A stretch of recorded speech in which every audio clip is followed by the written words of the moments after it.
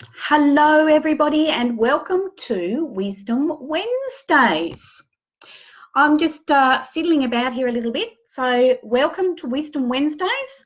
I'm going to be recording this twice. So, I'm just going to wait a few minutes just to see if we've got some more people coming on before I start. So just excuse me for a little bit whilst I get myself together a little bit more, and we'll just see who's going to come on with us. All right, I think that's long enough. So hi everybody and welcome to Wisdom Wednesdays. My name is Zoe and my business is Learning Boosters. So I'd like to welcome you all here tonight for this fabulous Wisdom Wednesday. Now, I've had a couple of questions from people. So I'd like to deal with the first question. I've written myself some notes so that I keep myself on track. But whilst I'm talking to you, if anybody has any questions, please just pop them in the comments box below and I will get back to you on that front and answer your questions. So also, if you can just let me know whether you're watching this live or replay. If it's replay, could you also please just pop replay in the comments box below, and that'll alert me to the fact that you have come on board, and thank you for that. But also of any questions that you have that I can come back on and I can answer them for you. So I had a question from a rather anxious mum about her child who is very anxious child as well, and the question from her was, how do I know when my child needs help?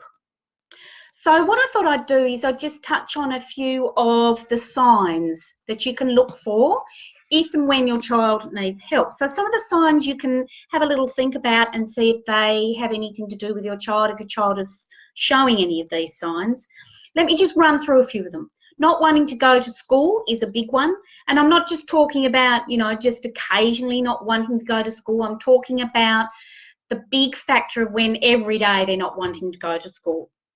Saying derogatory comments about their own abilities. So I'm stupid, I give up, I can't do it. They're very common ones actually, unfortunately, but they are very common signs. Avoiding to do homework assignments is another one. Saying the work is too difficult. Blaming the teacher for bad grades. Not wanting to show you their homework. So if you're taking an interest in what they've done in the day and saying, have you got any homework? They're not wanting to show you that homework, and they're not wanting to do that homework. That's the other one. Refusing to do any in-class assignment or task. Exhibiting physical ailments. So these sorts of things can be like stomach aches, headaches, anxiety, and or depression, because they can generally run hand in hand. Refusing to follow classroom rules in order to be removed from the class and avoid doing the work. Now, this is a very common one, and I've seen this in my general teaching practice when I was a classroom teacher as well. I used to have lots of kids saying, oh, I feel sick, or oh, I don't want to do this, or whatever. So there's usually an underlying thing happening there. So we usually have to get down to the nitty-gritty of what that is all about. Refusing to communicate to avoid confrontation. So when you say to your child, what's going on at school, or what's happened to these maths, your maths marks have gone down. You're now at a B, or a C, whereas before you were, much lower than that, much higher than that. So particularly when they say, well, I don't want to talk about it. All right, the other one for teens in particular is skipping class. So there'll be a pattern of actually missing classes. Bullying peers. So by that I mean they are actually bullying other kids, not necessarily being bullied themselves, although that can cause some stresses on a child and that can show that they need some help also. But I'm also talking about when they're bullying others. Lack of attention during class, having difficulties performing tasks at home. So these are just a list of some of the signs that we can look out for when that will help you know when your child needs some help. So the next part of the question was, what do I do when I see these things happening, or I've got an inkling that my child is not performing as well as they could at school, or they're showing signs of being anxious or depressed? What do I do? Well, I recommend to parents that the first port of call is contact the school teacher, contact their general teacher. So it depends on the age group, of course. Primary school's a bit easier because you've got one teacher. Whereas high school, you're looking at your grade teacher. So the grade teacher is the person that has the overall attention of your child and should know what's going on with them. Otherwise, contact individual teachers and just choose 3 or 4 teachers when they're going to high school and ask them how do they think your child is going. Are they showing any signs of this at school? If this persists during a week or even 2 or 3 weeks, I would then suggest that you take them to their doctor. Now, there's a few things doctors can do. If they think it's a mental health issue, then they will talk to you about what the next steps are for that. And either, there'll be medication or go and see a psychologist or something like that. The school may well recommend a psychologist themselves within the school, because each school has a social worker and psychologists attached to the school. And so they're just a couple of little things that I hope will help that particular parent with her concerns, because she's been noticing a few little things going on with her son and wasn't really sure whether she was just being an overly anxious mum or whether there was actually something going on with him and what her next step should be. So the other thing to remember too is that when a child starts a new school, because I've had a couple of students come to me who've just started a new school this term, and we're into week 4 this week with the school year and the last term of school. And this child has been showing they've been more demanding, they've been difficult at home, and they're feeling frustrated and angry and they're stressed out, basically. So we all know our kids pretty well, and our kids, what our normal behaviour is for our children. So just let you know that a few statistics on this front. Now, I'm talking about in relation to subjects now, not just the general child's wellbeing themselves. Statistics actually show that 1 in 2 Australian teens are failing at maths. That's pretty phenomenal. 1 in 2 Australian teens are failing in maths. So that's probably about 500,000 Australians. It's probably more than that, actually. That's just the people in Tasmania, isn't it? About 500,000. So it's probably more than that. So Australia's been placed 17th in the world in maths skills, and 8th in science. So there are some things that possibly need to be looked at in the education system, and that's where my abilities can help your child. So if your child is having some difficulties with maths, English or music, they are the subjects that I tutor in. But let's just get back to those stress factors. So what can a parent do straight away to help alleviate some of the stress that their child is actually feeling? Okay, so one of the things that I usually get parents to do or have a think about doing is acknowledging the child's pain. It's really, really important, acknowledging their pain. So how do you do that? So if your child comes to you and says, oh, I'm so dumb, I hate this and hate that and hate the other, and or they're really angry, I would suggest to the parents to sit down with the child if they can and just say to them, I'm really sorry that you're feeling angry, or I'm really sorry that you feel you're dumb. Why do you feel that way? What is it that's actually going on that's making you feel that way? And they could say something simple like, oh, the teacher just said to me today, you know, hurry up, you're taking too long with that maths problem. So it really can be something that simple. So then acknowledge that again, I'm really sorry that the teacher did that to you today. What can we do about that? So ask open-ended questions is a very good thing to do rather than a yes/no answer question, because most kids will go, I don't know, or yes, or no. So what we need to try and do when we're trying to work out, is our child just going through one of those moody teenager stages, and they all go through it?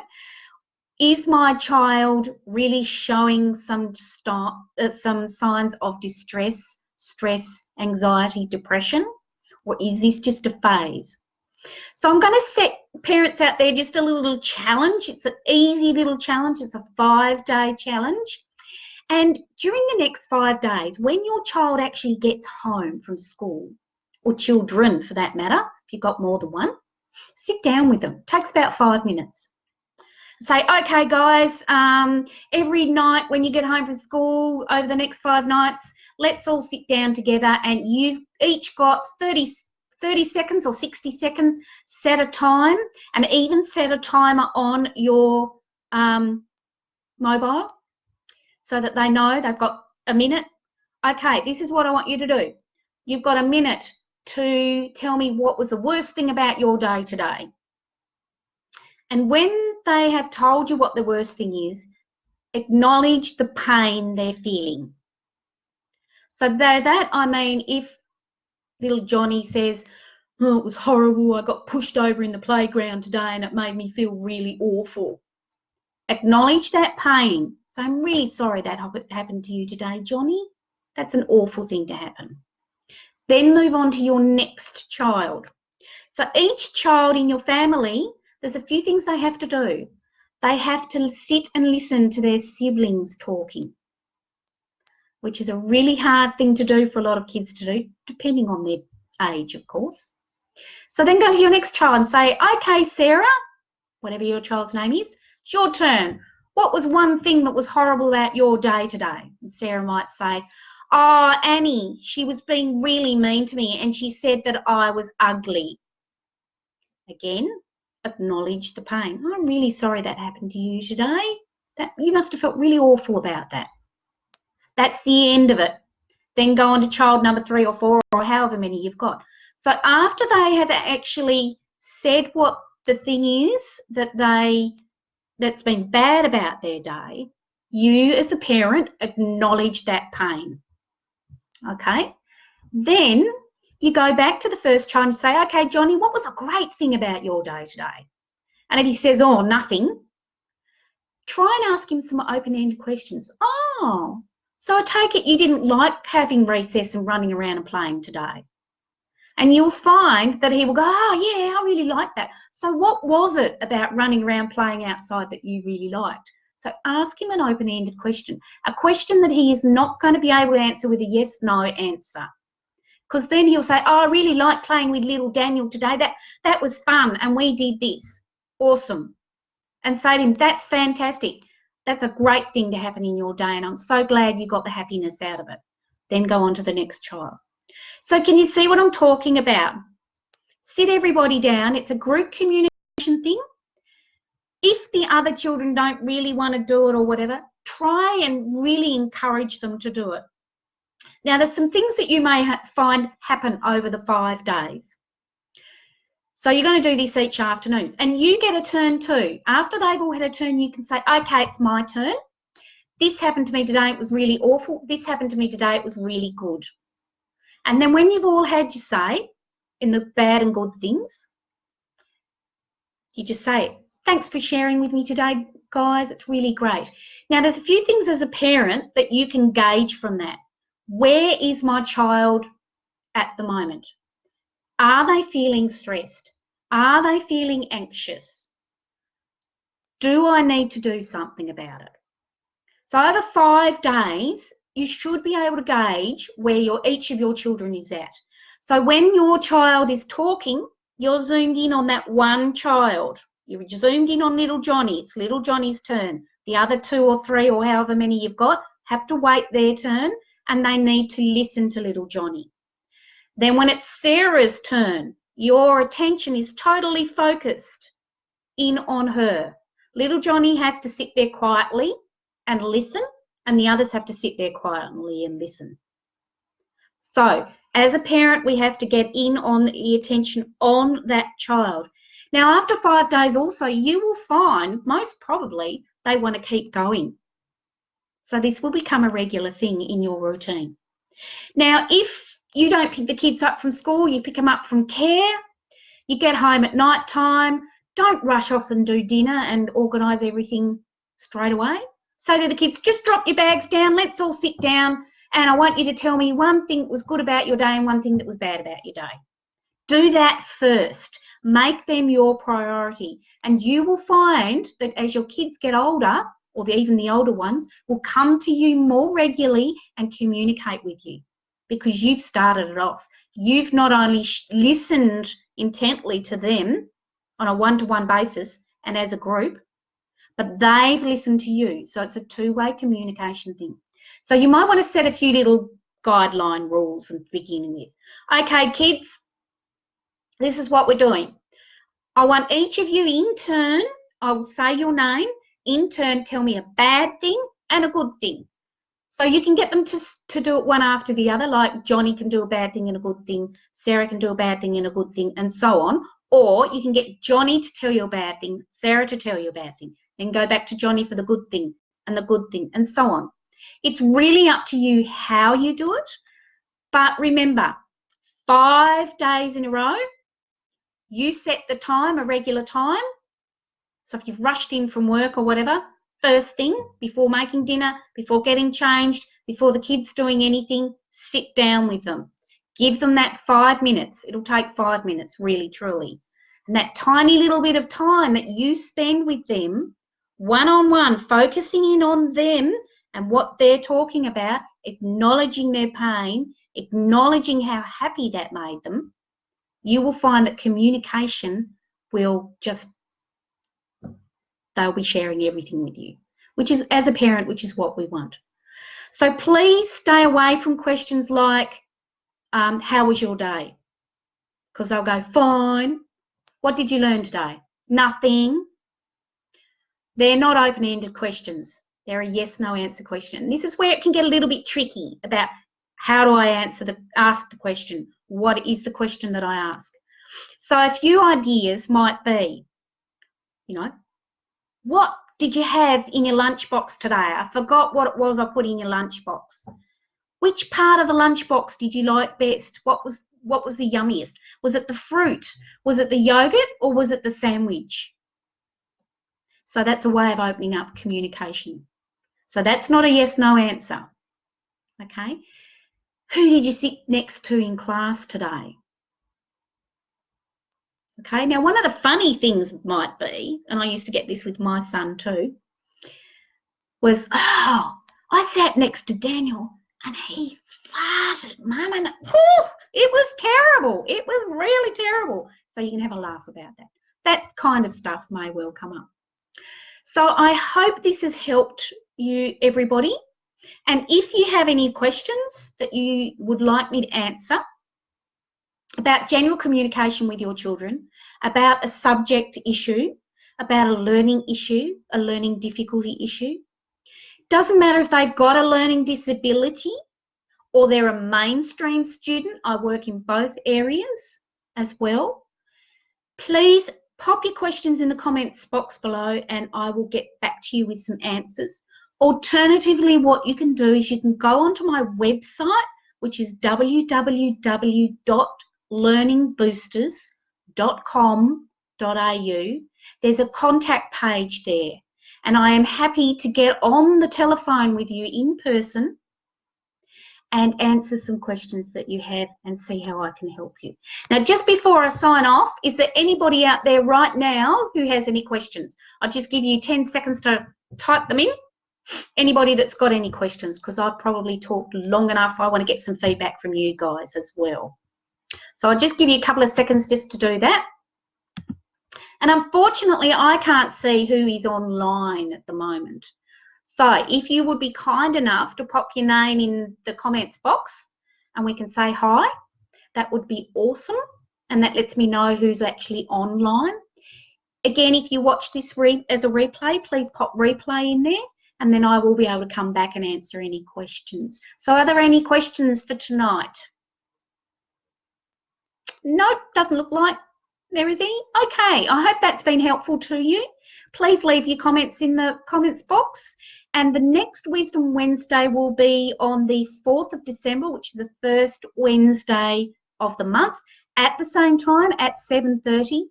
If you have friends that you think that this could help with, hi Ruth, nice to see you. Thank you for joining me tonight.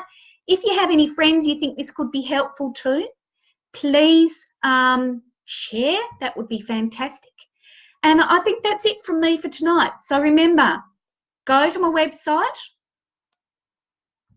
go into the contact page, send me a message, and I will contact you and I will personally answer your questions that you have and see how I can help you and your child. Don't forget the 5-day challenge, folks. So I look forward to hearing your comments and how that goes. See you then. See you next month. Bye.